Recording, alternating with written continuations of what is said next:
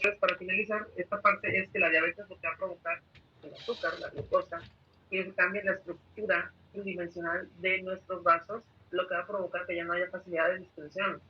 Entonces va a haber una rigidez del vascular, lo que va a provocar pues un aumento de la tensión arterial también y retención de agua y sodio debido a que la glucosa es un hiperosmótico, jala agua. Entonces, por eso muchos pacientes, si se dan cuenta, que tienen diabetes mal controlada, empiezan a tener demasiada orina, empiezan a orinar demasiado. ¿Por qué? Porque cuando el riñón logra expulsar este azúcar, esta glucosa en exceso, jala agua con él. Entonces, si no es lo suficiente o el riñón no está haciendo la función de expulsar este azúcar, que no es normal, ¿verdad?, que lo haga, entonces se va a retener la glucosa junto con el agua.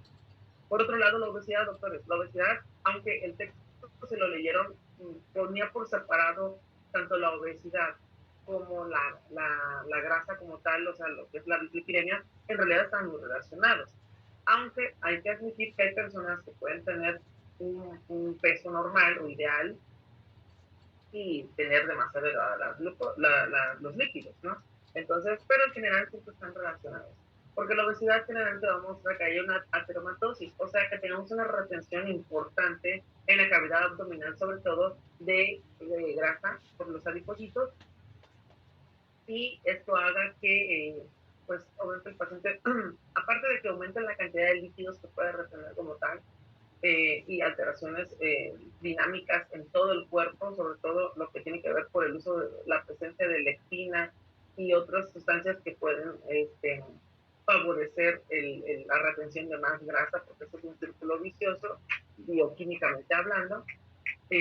Va a provocar también la presencia o el aumento de las prostaglandinas, secundario al aumento de la presencia de colesterol, por ejemplo, y este se vuelve ácido araquidónico de manera fácil y las prostaglandinas en el cuerpo se van a alterar también. Entonces, por ese motivo es de que pues esto va a provocar también que haya una resistencia a la insulina, ¿verdad? Por lo tanto, se genere un aumento en el azúcar de la sangre, por lo tanto, aumente la cantidad de agua y sodio. Y a la larga puede haber diabetes.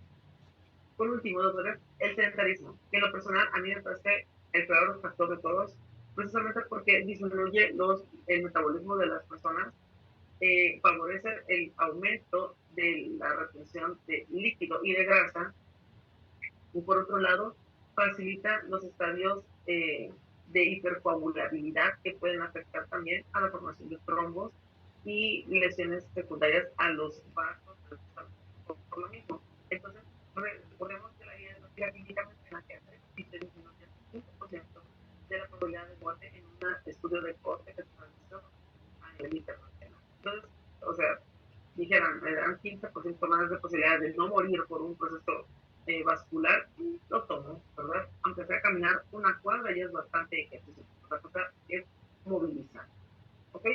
Por otro lado, menciona la bibliografía que el médico familiar, o sea, el médico, cualquier médico, ¿verdad? No solo el especialista, ¿verdad? Debe buscar de manera intencionada daño a órgano blanco, porque recordemos que el órgano blanco también puede generar afecciones complejas con respecto al manejo de la hipertensión. Entonces vamos a encontrar, por ejemplo, rigidez arterial. Bueno,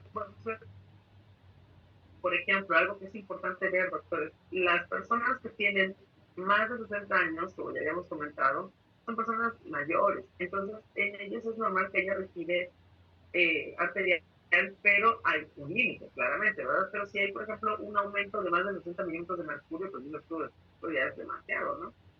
Habrá que ver qué causa está provocando. Esto generalmente es más que nada renal. Y la velocidad de onda de pulso carótido, bueno, en la femoral. Pero bueno, a veces tenemos esta posibilidad de ver la carótida o la femoral. Por otro lado, doctores, vamos a ver la hipertrofia ventricular izquierda. ¿Cómo lo vamos a observar? Punto número 1, haciendo una auscultación, y punto número 2, con una radiografía de tórax. Para ver, recordemos que los hipertensos a la larga forman hipertrofia ventricular precisamente por las poscargas y bueno, precargas y poscargas se están generando en mi corazón, sobre todo al lado izquierdo, en las cuales por la fuerza de Frank Starling que mencionamos, va a generar un aumento de la fuerza que requiera para expulsar este líquido y por lo tanto hipertrofiar el músculo como si fuera un músculo esquelético, ¿verdad? Por otro lado, microalbuminuria. Recordemos, doctores, que si hay presencia de microalbuminuria o elevación del coeficiente de albúmina creatinina, vamos a encontrar entonces que hay una lesión renal, doctores. Entonces, esta lesión renal podría ser que nos esté provocando una afección secundaria y en vez de ser una hipertensión esencial, sea una hipertensión secundaria. Entonces, por ahí nos podemos dar como una idea de cómo viene el proceso. Por otro lado, doctores, el daño renal moderado, perdón. Este daño renal vamos a observar, por ejemplo, que una lesión aguda que luego se puede convertir en crónica, ¿verdad? En donde el filtrado glomerular va a estar aumentado más o menos de 30 a 59 mililitros por minuto en lo normal. O sea, en leve, digamos así, ¿no? Y cuando ya se ve es menor de 30 mililitros por minuto.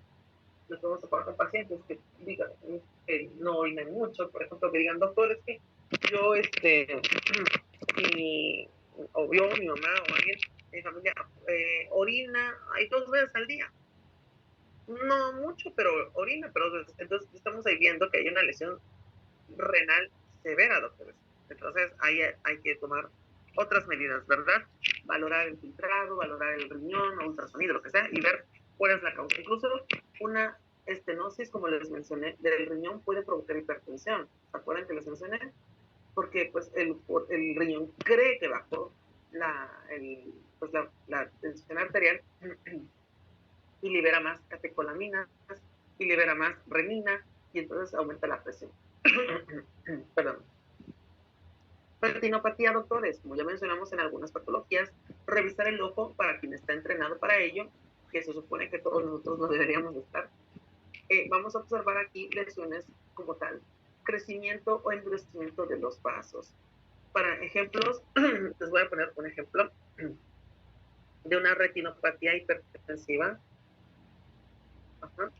Y vamos a ver cómo los vasos están más endurecidos y rectificados. Ahorita vamos a ver, perdón, un ejemplo de cómo se vería esta lesión. Ahorita se los voy a mostrar de una vez, vamos a ver.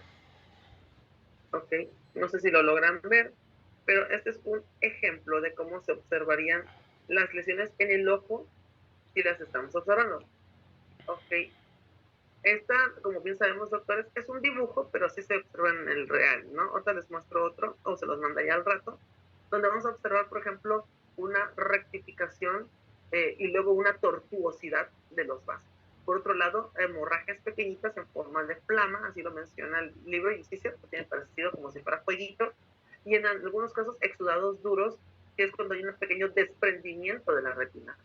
Por otro lado, la mácula pues puede estar afectada de estas, y si se afecta, doctores, ya valió cacahuate, porque entonces la lesión es permanente. Y hay unas lesiones algodonosas que se ven así como difuminadas también. Nos pueden dar una idea de cómo es la hipertensión en la lesión renal, en la lesión del ojo, perdón. Ahora, doctores, vamos a ver aquí, por ejemplo, las recomendaciones. Y las recomendaciones como médicos, aquí se aplica al uso para la detección del MDPA o del MAPA, que bien sabemos es un monitoreo domiciliario o un monitoreo generalmente o general realizado con un paciente. Cuando es domiciliario, tú tienes que ir a su casa a tomar las muestras. Cuando es el MAPA, te ponen un holter o un aparato similar a este para ir monitorizando la presión arterial en diferentes momentos del día y facilitar la toma de lecturas que nos va a permitir hacer una logística y una estadística de la elevación o no de la presión arterial en el paciente.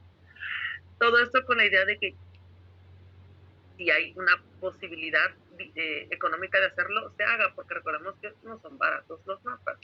Por otro lado, se sugiere a las personas mayores de 18, aquí lo anoté y lo puse, y bueno, es de parte de la guía de práctica clínica, pero es que tal cual para que vean lo importante que es para todos los médicos, y entre ellos yo, que las personas mayores de 18 años deben someterse a pruebas de detección de hipertensión arterial. O sea, sí o sí, debemos desde los 18 empezar a hacer pruebas, porque existen pacientes que pueden tener, sobre todo en ellos no es tan común que sea primaria, siempre es mayores de 30 en lo general, pero puede haber alguna cuestión secundaria y lo detectamos desde ahora. Ok, por otro lado, doctores, vamos a observar aquí, punto número 1, si el adulto se encuentra normal, hacer evaluaciones anuales. Eso se los va a repetir su centro de salud, ¿ok? Su jurisdicción. Y por otro lado, el riesgo, cuando ya hay algún riesgo de hipertensión, por ejemplo, un paciente obeso, un paciente sedentario, un paciente con dieta alta en sal, etcétera, familiar, entonces habrá que hacerle una revisión semestral. Cada 6 meses vamos a estar revisando que se encuentre normal o cercano a lo normal. Con respecto al mapa, doctores, que es la monitorización ambulatoria, que es lo que les digo, que se le coloca un aparato tipo Holter, pero este aparato está todo el día en el paciente, lo lleva cargando de un lado para el otro, va tomando las lecturas, las presiones arteriales y va a mostrar las lecturas en una computadora. Aquí vamos a observar las medidas y menciona que para un diagnóstico con un mapa que está monitorizando todo el día, las cifras medias, o sea, la unión de las cifras de todo el día dividido por la cantidad de tomas que se hicieron, tiene que más o menos mencionar sistólicamente 130 más o igual a 130 y más o igual a 80 en la diastólica, ¿ok? En un periodo de 24 horas, como mencionamos. Si solamente tomamos las de la mañana, más de 135, 85, y si solamente son en la noche, más de 120, 70 por la noche, porque recordemos que en la noche disminuye nuestra frecuencia y nuestra tensión arterial debido a que como estamos en un espacio de relajación, nuestro parasimpático va a generar liberación de citoquinas para relajar a los vasos periféricos. ¿Cuál es la ventaja del mapa, doctores? Sobre todo que vamos a tener lecturas durante todo el día, puede estar todo el día porque el aparato lo hará, podemos tener ciertos en la lectura. Por otro lado, nos va a permitir que accionar desde su día provoquen problemas, lo vamos a notar. A ver, un momentito. Entonces, si hay algún problema con respecto a lo que no me escuchan, doctoras, me avisan, por favor, ¿sale? Ok, seguimos. Tengo que ver si están hablando, pueden hablar o no. Okay. Si no, me mandan por el chat o un mensajito o el grupo de grupo me puede decir si no me está escuchando, por favor. Por otro lado, doctores, pues vamos a ver aquí que pues nos puede dar una eficacia del tratamiento. Si ya le estamos dando un tratamiento y vemos que durante el día no se eleva la presión, nos puede servir para poder ver si está funcionando o no el tratamiento durante todo su día. ¿Okay? Ahora vamos a explicar en general lo que esto venía en las diapositivas de la primera semana, pero lo estoy retomando porque aquí importa.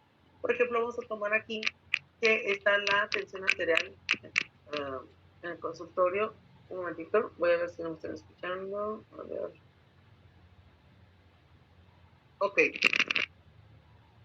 ¿Me escuchan bien, doctores? Es que a veces pasa que me comentan que se escucha ruido. A veces pasa que si hay otra persona con el audio abierto, haga esta interferencia.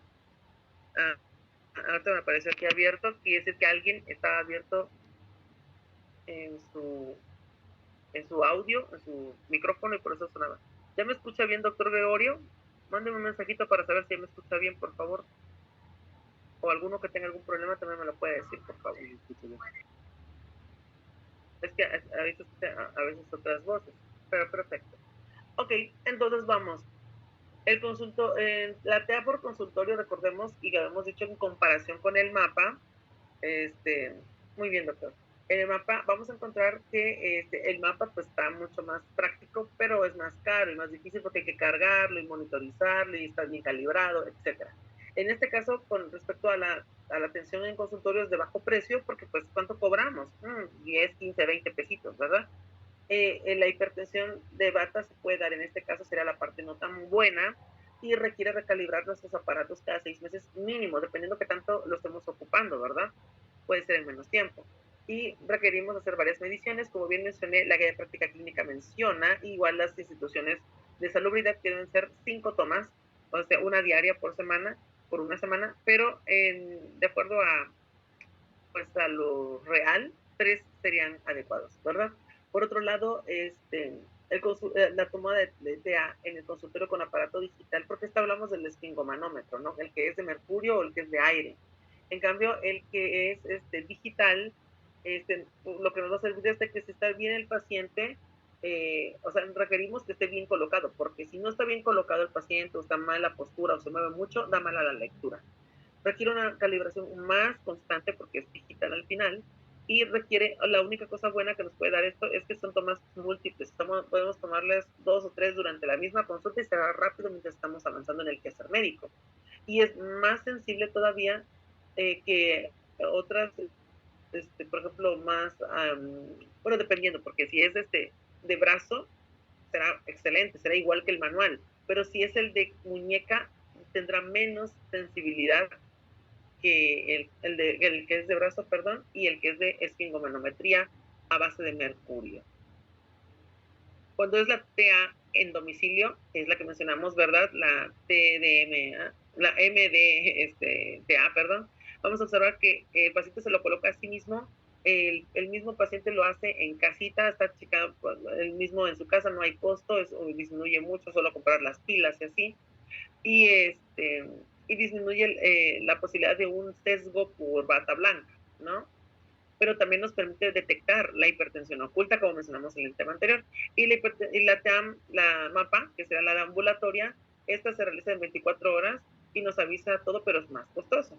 Ahora, aquí ya vimos, como lo mencionamos en la clase anterior, la American Heart Association, que nos mencionaba cuál era el tipo de tensión arterial, ¿verdad? Estaba la normal, elevada, que en los ancianitos, recuerden mis queridos educandos, es normal para ellos, ¿verdad? Un paciente que está con 90 años, no esperen que tengan 110 de TA. La hipertensión da en grados 1 y 2, y recordemos que aquí está medido, ya estamos checando, ¿verdad? Y la crisis hipertensiva, que es la que al final vamos a mencionar, ¿verdad? En la clase. Estudios, doctores, no vayamos tan lejos, los estudios ya sabemos lo que vamos a pedir. Biometría hemática para ver si estamos teniendo la hipertensión incluso por una anemia, porque recordemos que una anemia o un hematocrito alto nos puede hacer que se eleve la presión arterial, ¿verdad? ¿Por qué? Porque el cuerpo va a intentar compensar la falta de hemoglobina para poder darle oxígeno a todos los órganos, ¿ok? Por otro, y las plaquetas, una hiperplaquetosis o trombocitosis pueden provocar también un aumento en la coagulabilidad de la sangre, lo que va a generar una mayor resistencia vascular y puede elevar la tensión también, ¿no? O sea, eso también es importante. En la química sanguínea, doctores, sobre todo vamos a ver la parte de la glucosa, y aunque en la química sanguínea también aparece el perfil de lípidos, podemos encontrar también más cosas cuando vemos el perfil de lípidos. Por ejemplo, las proteínas que transportan las grasas de bajo peso molecular, de alto peso molecular y de muy bajo peso molecular, y eso también nos va a orientar sobre las grasitas buenas y malas, como lo diría la gente común, ¿verdad? Para ver cómo se encuentra el riesgo ateromatoso del paciente, cierre de los vasos y aumento de la frecuencia cardíaca secundaria a eso. Los tipos de coagulación, doctores, no es de primera instancia, pero nos puede orientar también a una hipercoagulabilidad y dar todo lo que ya expliqué previamente. La albúmina, doctores, nos va a servir para determinar si hay la suficiente cantidad de presión oncótica y si está disminuyendo esta, también nos va a mencionar renal y pensar que esto es una hipertensión secundaria.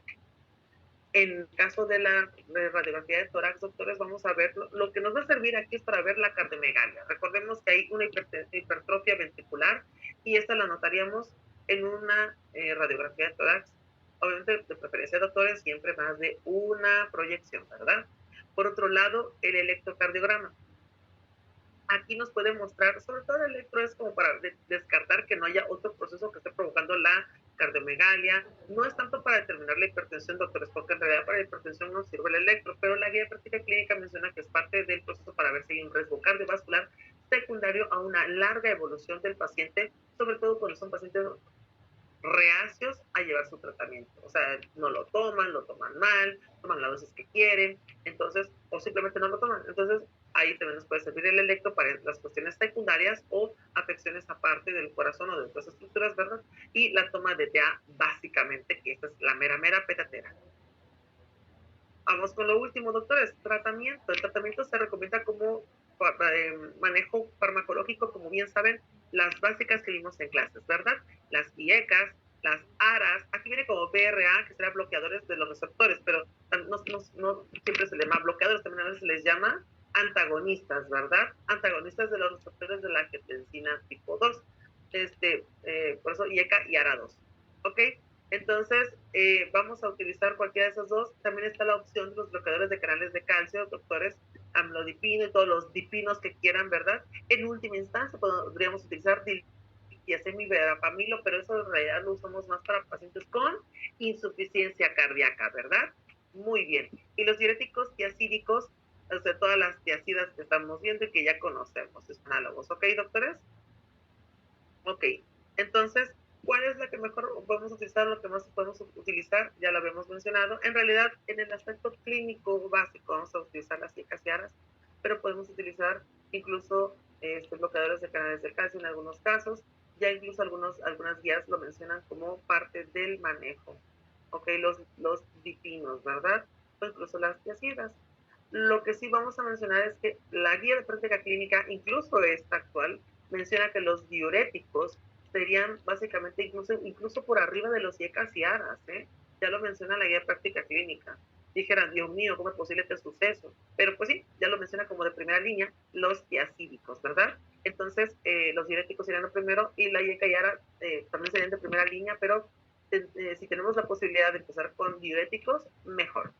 Eh, Recordemos que en algunos pacientes no se puede utilizar lo mismo que en otros, pero en términos generales es así, ¿ok? Por ejemplo, pacientes que tengan enfermedades renales, sobre todo estenosis renal, el captopril, el enalapril, los sartán, o sea, las casearas tienden a ser contraindicados en el caso de los pacientes con hipertensión secundaria a estenosis renal, ¿verdad? Entonces ahí sí se aplicaría más los diuréticos. Este es un pequeño esquemita que está bien bonito, por eso lo puse, porque cuando lo dije, ¡ay, qué padre! Te lo explica en términos generales todo lo que vimos, ¿ok? Entonces, voy a mencionar aquí lo que acabamos de ver, por ejemplo, las tensiones arteriales, cómo las encontramos aproximadamente, cuál sería la evaluación que tendríamos que hacer, ¿verdad? Si usamos un mapa, ¿verdad? O un monitoreo domiciliario, y si está elevado también, podremos tratar de empezar a dar un tratamiento no farmacológico por 6 meses para ver si mejora el cuadro, ¿verdad? Y si ya está muy elevado como tal, más de 150, más de 110, o sea, que veamos el paciente que tenga 160, pues ya ni le gusta el doctor, es hipertenso. Que el paciente diga, es que estoy cansado y corrí, me enojé con mi esposo, etcétera, etcétera. Sí, sí, señora, empezamos tratamiento farmacológico, porque no es posible tener 150 o 160 de sistólica por ninguna causa, porque para eso tenemos mecanismos contrarreguladores que los acabamos de ver en el cuadrito anterior. Y vamos a empezar a hablar de las crisis hipertensivas, doctores. Las crisis hipertensivas, doctores, nos van a manejar, hay dos tipos. Está la urgencia y la emergencia. Es un aumento repentino y muy importante de la presión y este puede provocar problemas a la larga si no es atendido. Algunas ya traen un problema de base, un órgano blanco dañado, y eso se le llama emergencia. Y cuando no hay daño de órgano blanco, pero sí una lesión vascular importante, ¿verdad? Por la presión elevadísima de 180 a 120, entonces vamos a llamarlo urgencia. Pero recordemos, doctores, que si dijeran, doctor, pero si tienes 160 y ya tienes cefalea, bueno, convulsiones, o está con el estado de alerta alterado, es evidente que también ya se le conoce una crisis hipertensiva de tipo emergencia. Aunque no llega a 180, 120, ya está habido daño por la hipertensión en algún órgano y requiere una atención rápida o inmediata porque si no el paciente se muere. Los signos de una emergencia hipertensiva son visión borrosa, como mencionábamos, ¿verdad? Acúfenos, fosfenos, dolor, pero marcado, doctores, o sea, una pérdida de la visión, o sea, disminuida, dolor de cabeza, ya lo podemos considerar como una crisis a valorar, porque probablemente está viendo una afección del vaso, de los vasos del cerebro, náuseas y vómito, esto ya nos está diciendo que hay una irritación importante cerebral, alteraciones del estado de alerta, pues por consiguiente, las convulsiones ya es un grado más grave de este proceso, y podemos encontrar paciente que también tenga, por ejemplo, dificultad para hablar o respirar o dolor precordial, podría estar presentando un infarto secundario a la crisis hipertensiva. Entonces, estos son síntomas graves y deben ser atendidos de inmediato, doctores. El tratamiento varía. Me gustó mucho esta gráfica, este cuadro, perdón. Y este cuadrito menciona los medicamentos que podemos usar de primera instancia. Y si se dan cuenta y lo logran ver, el nitroprusiato de sodio es el que se va a usar en casi todos los tipos de afección por emergencia hipertensiva. Como comentario particular mío, doctores, si tienen la posibilidad en cuanto estén en una comunidad o incluso en el hospital o en donde estén, que no tengan el tratamiento, sobre todo en área de urgencias, sería bueno que ustedes manejen su propio nitroprusiato de sodio. Esta ámpula los va a salvar el día. ¿Ok? Serán los héroes de la noche. Entonces, recordemos que si tenemos una disección aórtica, o sea, se abre la aorta, se rompe la aorta en un trocito, pero con ese trocito sale un chorrísimo de sangre, que va a pasar de manera abrupta. El paciente va a tener una tensión arterial disminuida, grave, así bien marcada, y va a empezar, en una hora va a estar el paciente ya casi ya dando las últimas. Se va a notar con muchísimo dolor retroesternal, se va a poner pálido, frío, sudoroso, pegajoso, o sea, fatal.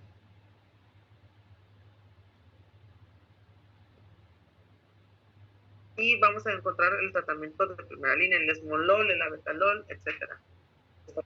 Pues incluso furosemide, pero en todas o en casi todas será el nitroprusiato o el nicardipino, doctores. Esos dos son lo mero mero petatero y lo que se utiliza para el manejo de estas cuestiones, ¿ok? Lo pueden tomar, tomen el screenshot, no hay problema, doctores. Esto es para la vida y lo podemos utilizar todo el tiempo y lo podemos encontrar en internet, incluso en YouTube, me parece, en Facebook, pero Facebook creo que me parece que también lo he visto este cuadrito y me encantó. Está precioso, la verdad. ¿Ok? Por último, la hipertensión secundaria, doctores, nada más para comentario, sabemos que lo causan otras cosas. Por ejemplo, la mayoría, como les mencioné, serían enfermedades renovasculares ateroscleróticas, o sea, que el vaso, la arteria renal va a estar disminuida de tamaño y eso puede provocar la hipertensión porque va a liberar más renina, como mencionamos, ¿no? La enfermedad del riñón directamente podría afectar también a que el cuerpo produzca en exceso por mala, ahora sí que administración, digámoslo así, renina y otros factores que puedan, como doctores que mencioné hace rato. El síndrome de Cushing, recordemos, estamos hablando de Barmisil, chicos.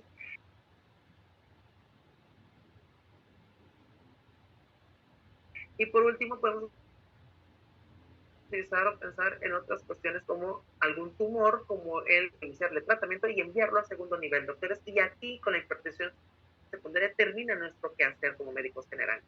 ¿Ok?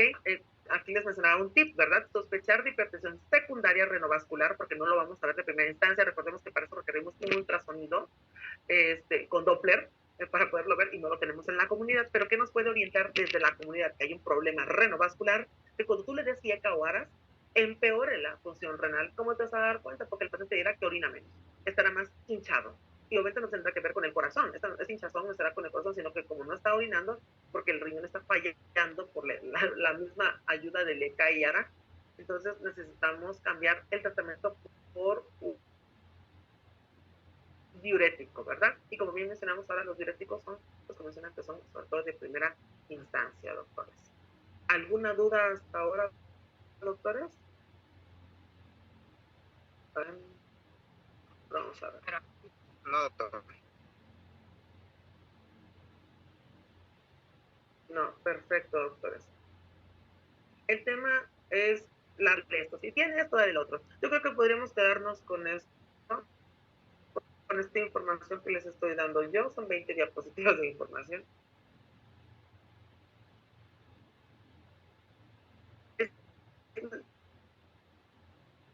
Todo lo que les estoy mencionando es lo que viene en el texto, a exceptarse en la fisiopatología. Claro, en realidad los textos te van a explicar por pedacitos. Yo se los puedo otorgar porque puede ser valeroso. Pues, si es tanto el detalle, les entregaré una pequeñita de 2 o 3 hojitas que explican lo que acabo de mencionar con respecto a la fisiopatología, pero en el video que les mandé viene bien especificado, doctores, y creo que podría servirnos de mucho eh, con lo que viene en las guías, lo que estamos checando con respecto a la clase. Espero eh, ahora sí que hayan quedado claras las dudas, doctores. Eh, y pues la clase ha terminado. Ya si tienen alguna duda, lo vemos en clase. ¿De acuerdo? Gracias, doctor. Gracias, doctor. No, a ustedes. Gracias, doctor. Bendecido día. Nos vemos mañana. Buen día, doctor. Hasta pronto. Gracias, doctor.